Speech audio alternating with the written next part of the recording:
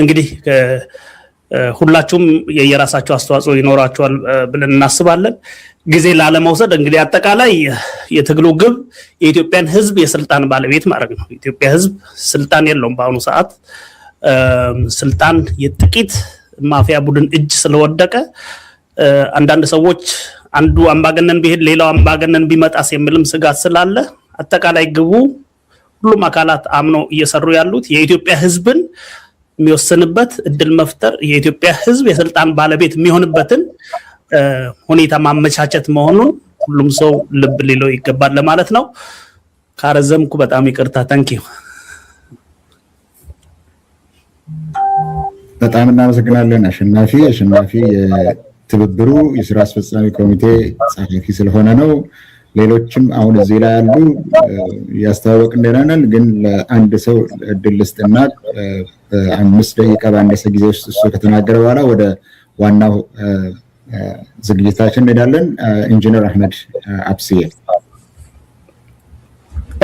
Thank you very much, Professor Eskel Kabise, and all the people online and all the guests in here. Honorable guests and ladies and gentlemen, it is a great honor to introduce the Foreign Relations and Diplomatic Committee, which I'm in charge as a coordinator. Our committee serves as the international voice of Ethiopian is cooperating for victory and transition, which is called ECVT.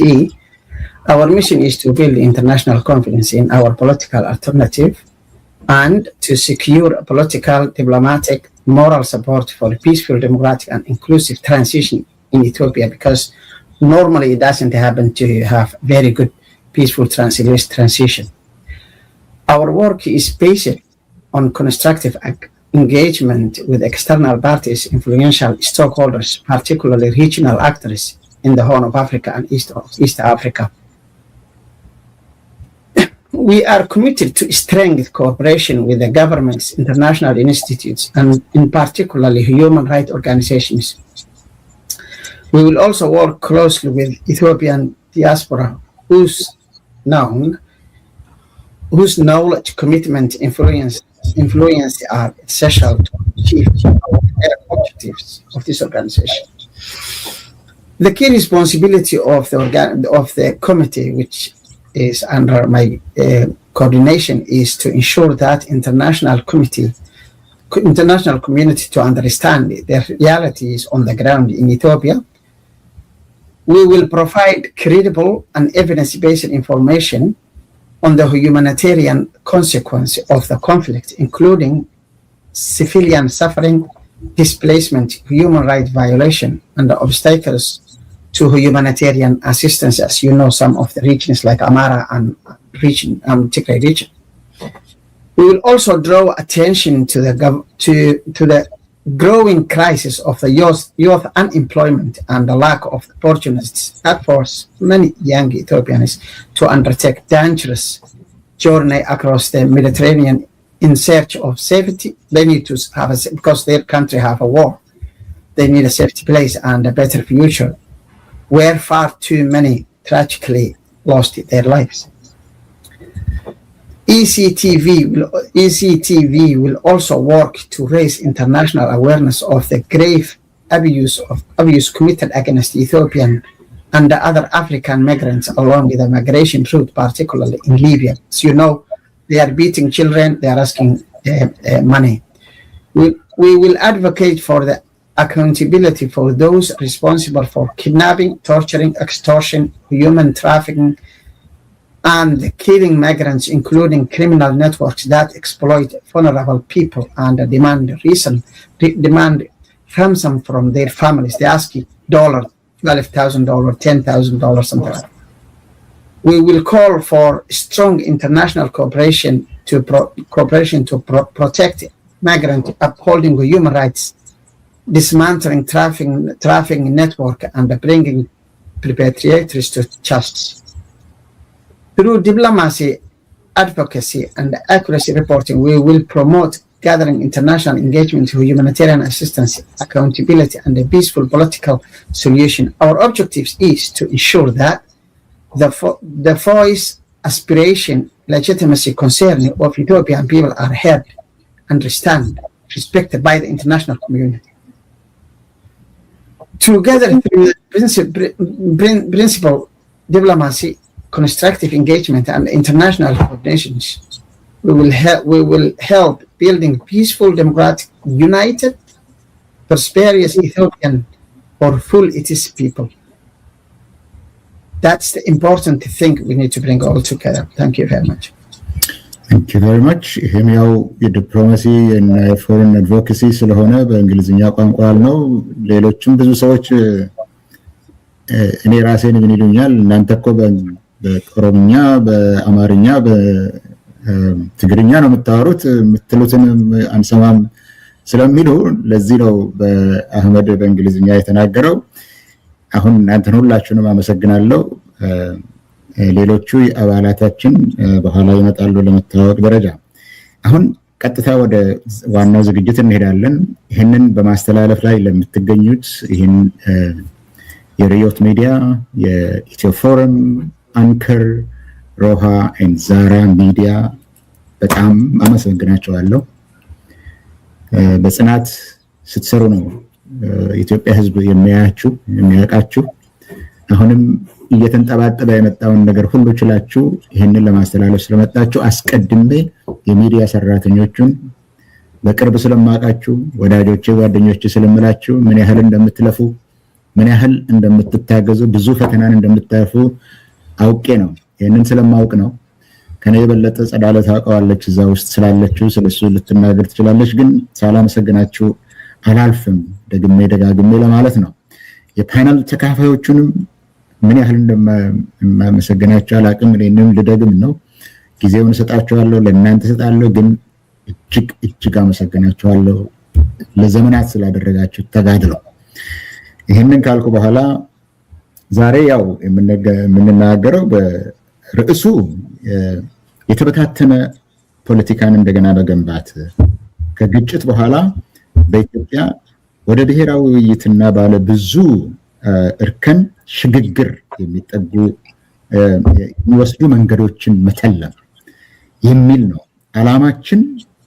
የኢትዮጵያን የተበታተነ ፖለቲካ መንስኤዎቹን ማወቅና መፍትሄዎቹ ላይ ከዚህ እንዴት እንወጣለን ቢል መፍትሄዎቹ ላይ ይሄ ዓላማችን ነው። ይሄንን ደግሞ ከተለያየ አቅጣጫ ነው ማየት የሚገባን። ስለዚህ እያንዳንዱ የፓነሉ አባል አስተያየታቸውን እንዲያቀርቡ እጠይቃለሁ። ትኩረትም ስትሰጡ እናንተ ባለሙያዎች ስለሆናችሁ ይሄንን ሐሳብ በአእምሮ እንድታስቀምጡ ፈልጌ ነው። እናንተ ከልምዳችሁ ከትምህርታችሁ ከእውቀታችሁ በድህረ ብልጽግና በድህረ ግጭት ፖስት ኮንፍሊክት ለማለት ነው ግጭት ኢትዮጵያን መልሶ ለመገንባት በጣም አስፈላጊውና መሰረታዊ የሆነው ምንድነው? ዋናው መግባባት ያለብን ይህ ሀገር በአስተሳሰብ በብዙ ነገሮች ተበታትኗል።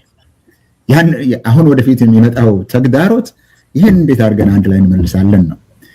ይሄንን እድል በፍልስፍና ስለ ኢትዮጵያ ብዙ ሲጽፉ ብዙ ሲያስቡ የነበሩት ፕሮፌሰር መሳይ ከበደ አሁንም ያልተውት ለርሶ መጀመሪያውን እድል ሰጣለሁ። ጊዜው የርሶ ነው ፕሮፌሰር መሳይ። እሺ አመሰግናለሁ ፕሮፌሰር እስኬል። እንዲሁም ደግሞ ለዚህ ለውይይት ለጋበዙኝ ድርጅት አባላት በጣም ነው የማመሰግነው።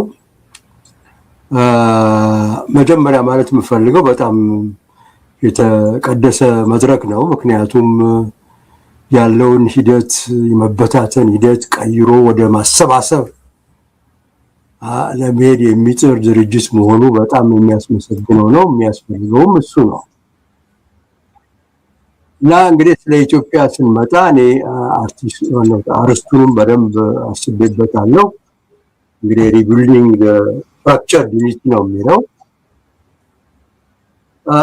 እዚህ ላይ እንግዲህ ፍራክቸርድ ዩኒቲ ማለት የተሰባበረውን አንድነት መልሰን እንገንባ የሚለው ሐሳብ ለኔ የሚያሳየኝ ምንድነው? በፊት የሆነ አንድነት እንደነበርና በዚህ አንድነት ውስጥ ሰዎች ተጠቃለው በኋላ ግን በተወሰኑ ምክንያቶች የአንድነት ፈራርሶ ተሰባብሮ አሁን ያለበት ደረጃ ደርሰናል ማለት ነው እንደገባን ከሆነ እና እዚህ ላይ እንግዲህ ማለት የምንችለው በቀጥታ የተሰባበረበት ምክንያት ምንድነው ብለን የምንጠይቅ ያው አገሪቷ መስመሩን የሳተ ሂደት ውስጥ ገብታለች በዚህም የተነሳ በፊት የታቀደው ዓላማ ሁሉ በተለይ ኢትዮጵያ በሚለው ስም ዙሪያ የነበረው ዓላማ ሁሉ ከመንገዱ ወጥቶ ግቡን በሙሉ ስቷል ማለት ነው እንዳቀባይን ከሆነ እና የሳሳተው መንገድ ሲባል ምን ማለታችን ነው ብለን ብንጠይቅ አንድ እንግዲህ እንደተባለው ቀደም ለመጥቀስ እንደሞከርኩት ኢትዮጵያ የሚለው ስም ከጥንት ጀምሮ ያለ ነው እሱም የተለያዩ ህዝቦች የሚኖሩበት ኃይለኛና ሩቅ የተቀመጠ መንግስት በአንድ ንጉስ ስር የሚተዳደር መንግስት ያለበት ማለት ነው እንግዲህ ከጥንት ስናየው እና ይሄ ብቻ ሳይሆን በጣም የተለያየ ህዝብ በአንድ ቦታ የሚገኝበት ብቻ ሳይሆን ሌላው ደግሞ የአምላክን ተልኮ የተቀበለ መንግስት ነው አደራ አለበት የአምላክ አደራ አለበት የሚሰራው ስራ አለ እዚህ ዓለም ውስጥ ተብሎ በዛ ዙሪያ ነበር በሙሉ ሰዎች ሰባሰበው እና ይሄ እንግዲህ በጣም የሚደንቅ አጀማመር ሲሆን ነገር ግን እንግዲህ በኋላ የተፈጠረው በዘመናዊነት ስም ወይም ዘመናዊ ለመሆን ያው ሂደቶች ለውጦች መጡ በተለያዩ መንግስታት እንግዲህ ዋናው መስረታቸው እንደምናየው የመንግስት አምባሳደር ሲነሳ በእውነቱ በአንድነት ዙሪያ የማድረግ ፕሮግራም ወጥቶ ያንን ሁሉ ሲያስከብሩ ነበር በዚህም ሂደት ውስጥ ያው ልዩነቱ ብዝሃነቱ ታዋጠ እና በዚህ የተነሳ በአማራ የበላይነት የሚገዛ አገር ተብላ ተሰየመች ይህን ትርክ ተፈጠረ እንግዲህ እዛ ውስጥ ነው ያለ ነው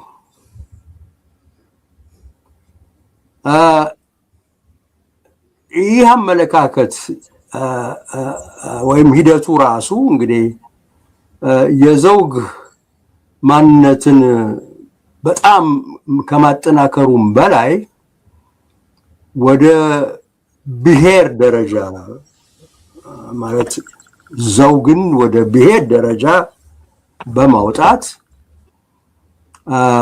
አክራሪነትን ፈጠረ ወለደ ያክራሪነት ደግሞ ወደ መገንጠል መገነጣጠል መበታተን ብቻ አንድነት የመሰባበሩ እንዳሉ ደረጃ እየሄደ በፍጥነት እየሄደ መጣ እና ስለሆነም ይገርማል ስለ አንድነት እናወራለን ስለ ልዩነት እናወራለን ነገር ግን ሁለቱ እንዴት ነው የሚዋሃዱት ለሚለው ጥያቄ መልስ ማግኘት አልቻልንም ማዋሃድ ነው እንግዲህ አንዱ አንዱን የሚያጠፋ ሳይሆን የማዋሃድ ሲንተሲስ መስተጋብር የመፍጠር ነበረ እንግዲህ እውነተኛው አካሄድ ተብሎ ሊወሰድ የሚችለው ስለዚህ ያው ትንሽ ጊዜ ስላለኝ ፈጠን ልበል። ለዚህ መልሶ ለመገንባት እንግዲህ አንዳንድ ነገሮች መደረግ አለባቸው። በቅድመ ሁኔታዎች መሟላት አለባቸው።